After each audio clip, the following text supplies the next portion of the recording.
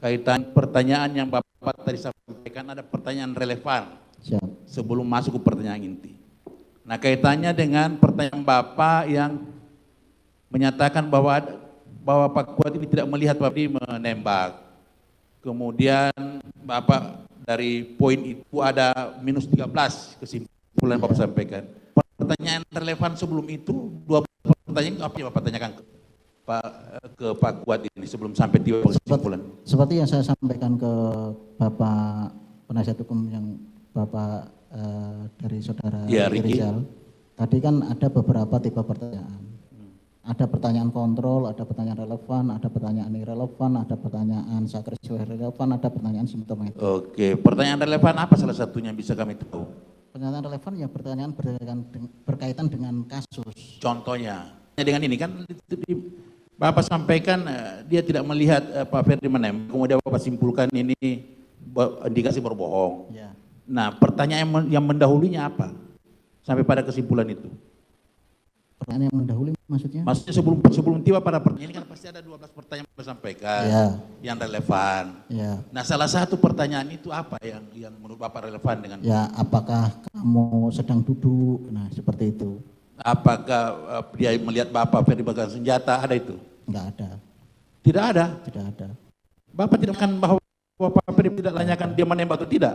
Tidak ada. Oke, kan agak aneh Bapak tidak menanyakan Pak Ferdi pegang senjata, kemudian bertanya dia menembak atau tidak. Ada sama sekali Bapak tanya itu ya? Oke Pak, dari sekian orang yang bertugas di bagian Bapak ini, Bapak tadi sampaikan bahwa tingkat akurasinya bisa 93%. Kalau dilakukan orang pandai. Ya. Bapak masuk kategori mana? Pandai atau tidak pandai? Gimana? Bapak masuk kategori mana? Pandai atau tidak pandai dalam proses ini? Pandai atau tidak? Expert. Ya. Kan tadi Bapak bahasa pandai aja sampaikan. Bapak masuk kategori pandai enggak? Apa pandai? Dalam menjalankan tugas ini. Maksudnya gimana? Bapak tadi menyampaikan. Jadi maksudnya saudara penasihat hukum adalah bagaimana menentukan yang bertanya itu pandai atau tidak pandai. Kan tadi saudara mengatakan kalau yang memeriksa pandai maka hasilnya akan lebih bagus. Begitu saudara penasihat hukum? Betul. Betul yang mulia. Ya berdasarkan sertifikat terus jam terbang. Jam terbang Bapak. Jam terbang pemeriksaan. Di tempat Bapak. Apakah di tempat Bapak ada yang tidak pandai?